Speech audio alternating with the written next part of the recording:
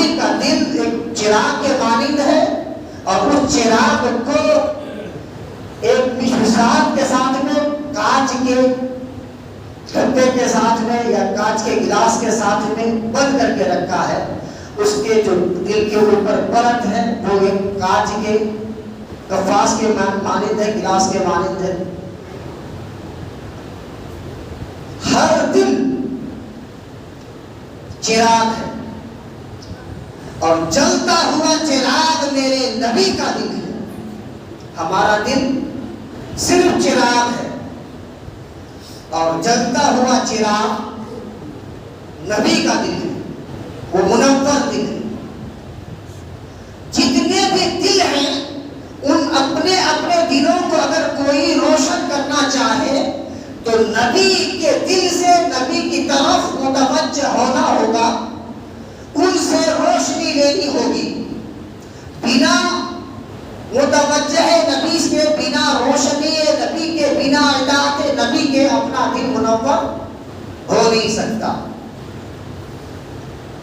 اب جیسے ہی ہمارا دل منور ہوا جلے گا، جیسے ہم ایمان لے کر آئے ہمارا دل منور ہے، اب اس کے جلنے پر چراغ کا دل مثال دیا ہے۔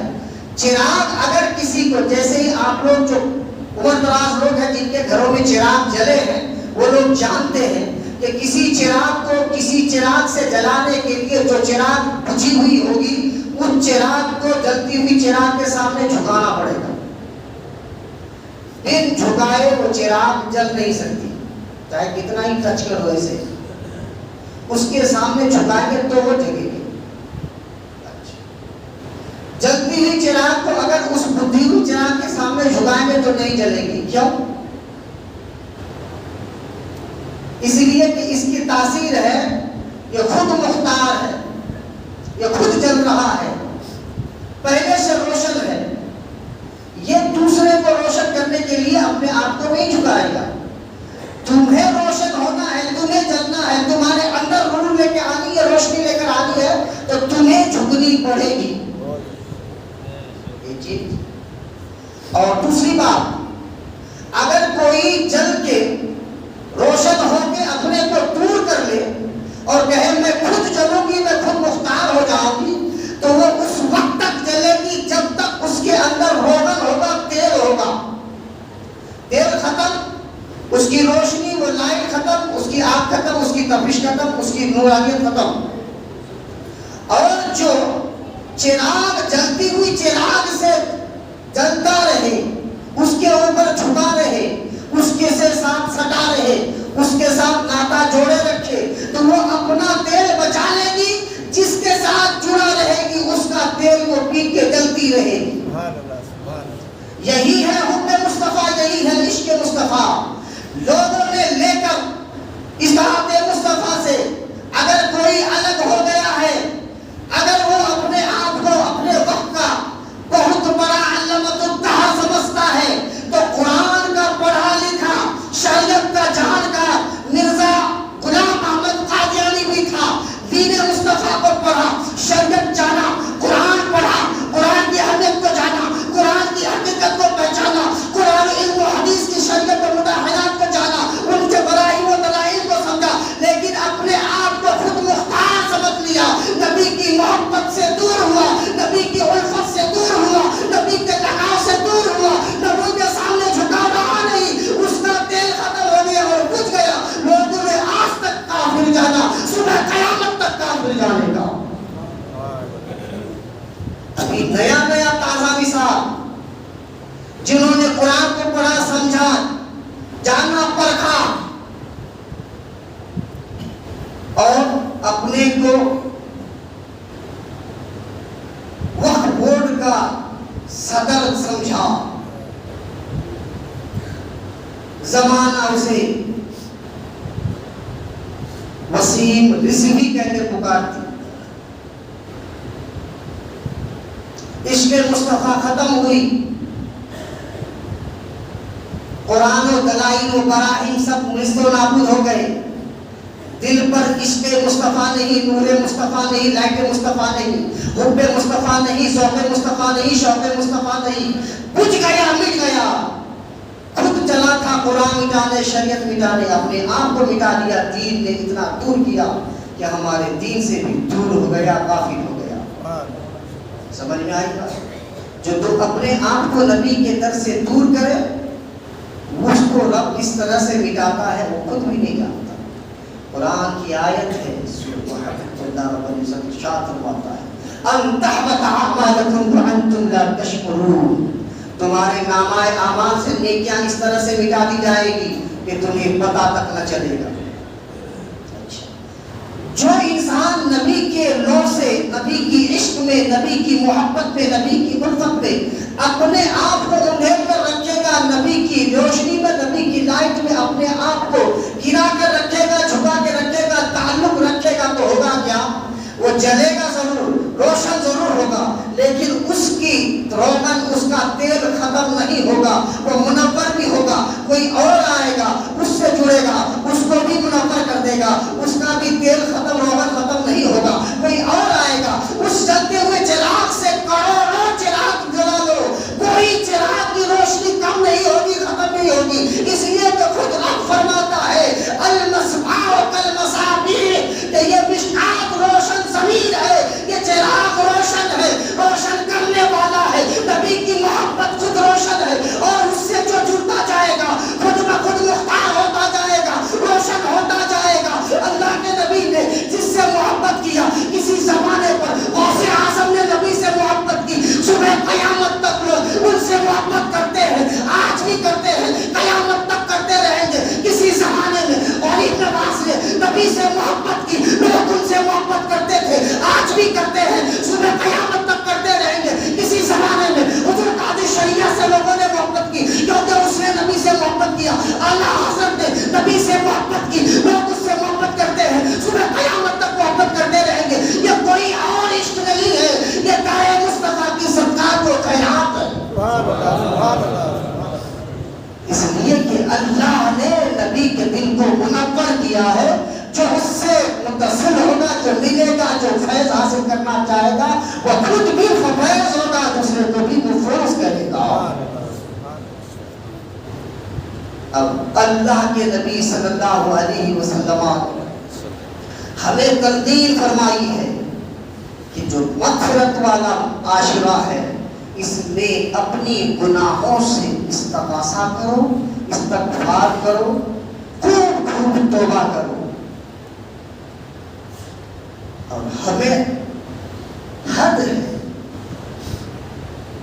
پہلے رمضان سے لے کر چھٹے رمضان تک 6 صفحے تھے، 7واں آتے ہی 2 غائب، 8واں آتے ہی 3 غائب، 9واں آتے ہی 4 غائب، 5واں 10واں آتے ہی جو ہاتھ تھا پہلے آج آ گئی۔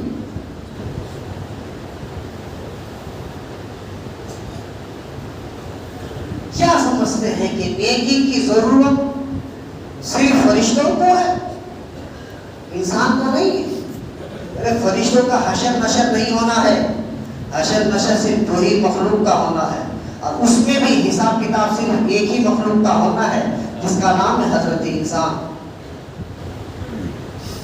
اللہ فرماتا وَمَا خَلَقْتُ الْجِنَّ وَالْإِنسَ إِلَّا لِيَعْبُدُونِ، کہ پوری کائنات کا خالق و مالک رب قدیر ہے، ان میں صرف میں نے 2 مخلوق کو اپنی عبادت کے لیے پیدا کیا، اور ان تمام مخلوقات کو ان 2 مخلوق کے لیے پیدا کیا۔ اللہ کے لیے صرف 2 مخلوق پیدا کی گئی ہے، انس اور جن۔ دنیا میں جتنے بھی مخلوقات ہیں، چاہے وہ حیوانات ہو، جمادات ہو، نباتات ہو، روح والا ہو، جیرو ہو یا بغیر روح کا ہو، کوئی سا بھی مخلوقات ہو،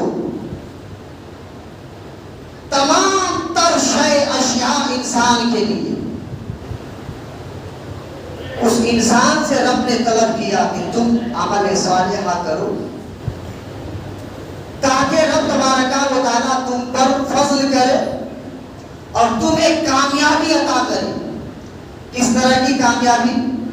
کہ میدان محشر میں جب حشر و نشر ہو، اللہ تبارک تبارک و تعالیٰ کے سامنے حاضر ہونا پڑے، اللہ تبارک و تعالیٰ تم پر اپنا فضل کرے اور تجھے جنتی ہونے کا بشارت سنائے، اور انہیں جنتی ہونے کے لیے اللہ تبارک و تعالیٰ نے اپنے فضل سے انسان کے لیے عطا فرماتا ہے کہ انسان تم کہاں مارا مارا پھرتے ہو،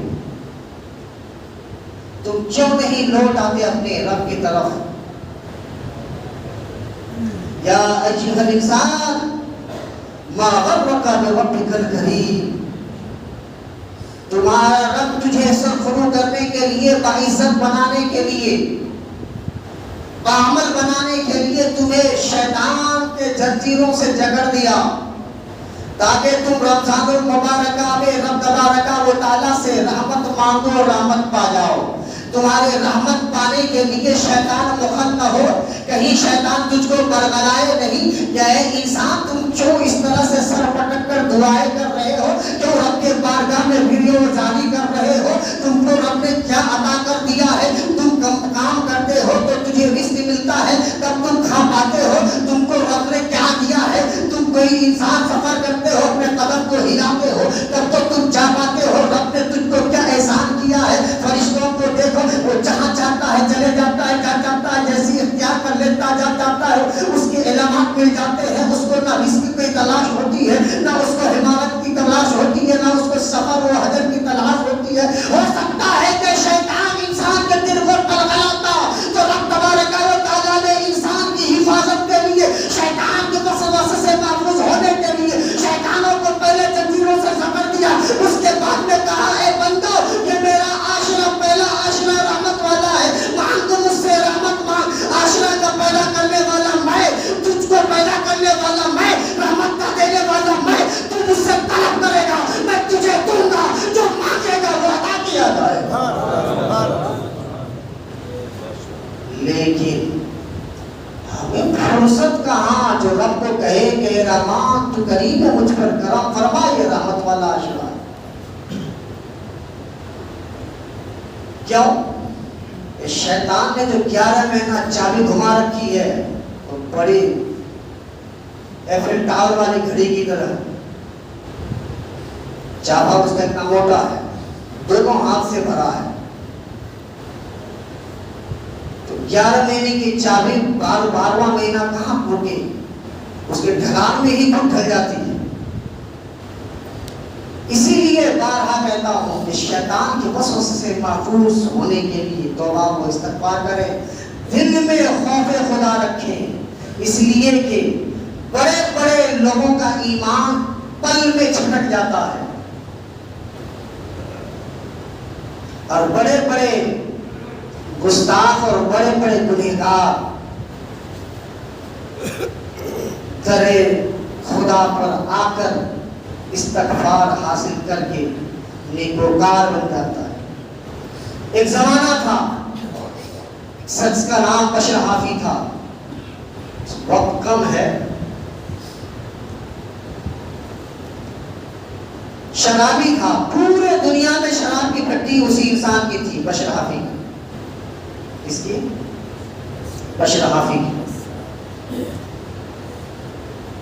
ایک مرتبہ نشے کے حالت میں دھت ہو کر چلتا رہا، رستے میں ان کو ایک بسم اللہ الرحمن الرحیم کا ٹکڑا ملا، اور یہ زمانہ موسیٰ کی بات ہے، بسم اللہ الرحمن الرحیم کا ٹکڑا ملا۔ اس ٹکڑے کو دیکھا، کہا کہ یا اللہ تو رحمان بھی ہے، رحیم بھی ہے، چوما، دھویا، ادھر لگایا، گھر کی اونچی تاک ہے۔ رات کو اس علاقے کے جو سب سے بڑے عالم تھے، عابد تھے، اللہ کا نیک بندہ تھے، ان کو الہام کیا، اللہ نے خوشخبری سنائی کہ جا بشر کے پاس میں جا، اور اس سے کہا کہ اللہ نے تجھ سے محبت کر دی۔ کہا کہ وہ تو شرابی آدمی ہے، یہ بشارت میں اس کو کیسے سنا سکتا ہوں؟ وہ کشمکش میں گئے، جا کر ان کے دربار سے، ان کے معاوضوں سے جو کام کرنے والے تھے، ان سے کہا کہ بولو ان سے کہ فلانا شخص آئے ہیں، جیسے ہی سنا کہ فلانا عابد وہ ولی و زاہد آئے ہیں تو بھٹی پر سے ننگے پیر چل دوڑا. حافی کا مطلب ہے ننگا پیر چلنے والا. بشر ان کا نام تھا تو یہ نام ان کے ساتھ میں جڑ گیا، بشر حافی. بشر حافی ننگے پیر چلنے والا شخص. اب بشر حافی جو کروڑوں کے مالکانہ حق کا رکھنے والا مالک، پوری دنیا میں جس کی شراب کی بھٹی چلتی ہو، اس کے پاس دولت کی کیا کمی ہو، بنا پیر چلا، جیسے ہی گیا کہا کہ اللہ نے تجھ کو سلام بھیجا ہے، اللہ تجھ سے راضی ہے. کہتا میں نے ایسا کوئی عمل ہی نہیں کیا ہوں کہ جس سے میرے رب مجھ سے راضی ہو جائے. کہا کہ تو یاد کر کل تو نے کیا کام کیا ہے. تو کہتے ہیں کہ میں حالت نشہ میں تھا، شراب پیتا ہوا اپنے گھر کی طرف جا رہا تھا دھند میں. مجھے ایک کاغذ کا ٹکڑا ملا جس میں ٹکڑے پر لکھا تھا بسم اللہ الرحمن الرحیم. میری نظر پڑی، میں نے اس کو اٹھایا، چھوما، دھویا، ادھر لگایا، گھر کے طاق میں اونچی جگہ رکھ دیا کہ رب تبارک و تعالیٰ کو تیری ادا اتنی پسند آئی ہے. وہ بندہ حالت نشہ میں جو میرے نام کی اتنی تعظیم و توقیر کرتا ہے، اتنی احترام کرتا ہے، میرا بندہ روڈ میں گھومے اس طرح سے شراب کی حالت میں نالیوں میں پڑا رہے، جو بندہ میرے نام کی تعظیم کرتا ہے اس کے نام کو بھی بلند کیا جائے، اونچا کیا جائے. بشر حافی کہتا ہے کہ میرا رب نے میری اس ادا کو پسند کر لیا کہ ہاں پسند کر لیا. اس دن سے وہ توبہ کرتا ہے، اتنا استغفار کرتا ہے کہ اب وہ واپس گھر کو نہیں جاتا، سیدھا ننگا پیر جنگل کو چلے جاتا ہے، اللہ اللہ کرتا ہے، اللہ کی عبادت کرتا ہے. جب کسی ضروریات سے شہر کو آتا ہے تو اس علاقے کے تمام جانوروں کو اندر یہ ندا دی جاتی ہے، تمام جانوروں کو یہ عقل سلیم عطا کر دیا جاتا ہے کہ تم جس راستے سے گزرتے ہو، اے چلنے والے جانوروں،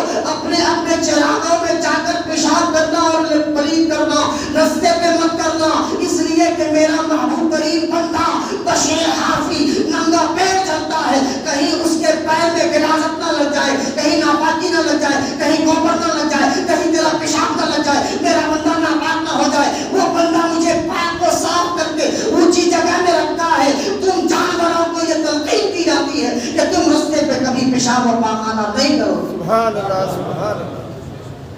اللہ نے اپنے بندوں کو سڑک سے اٹھا کر لمبے نیاؤں کا سفر طے کرا دیا ہے، لیکن صرف امت محمدیہ سے یہ طلب نہیں ہے کہ تم ہمہ وقت اللہ اللہ کرو، بس اتنا طلب ہے کہ تم اپنے لیے کچھ تو کرو. مرنے کے بعد قبر میں سوال و جواب ہونے ہیں، ان سوال و جواب کے اوپر کچھ تو تم اپنے نامہ اعمال میں سے دکھاؤ کہ یہ رب قدیر تو نے روزہ فرض کیا تھا تو میں نے تیرے احکام کا لحاظ رکھا، میں نے تیرے احکام کے مانتے ہوئے عمل کرتے ہوئے میں نے رمضان کے روزے بھی رکھے، تم نے ہم پر روزہ نماز فرض کیے ہیں. اے رب قدیر اپنی زندگی میں بہت سارے کام اور اسباب ہونے کے باوجود بھی میں نے تیرے لیے سر جھکائے، نماز پڑھے.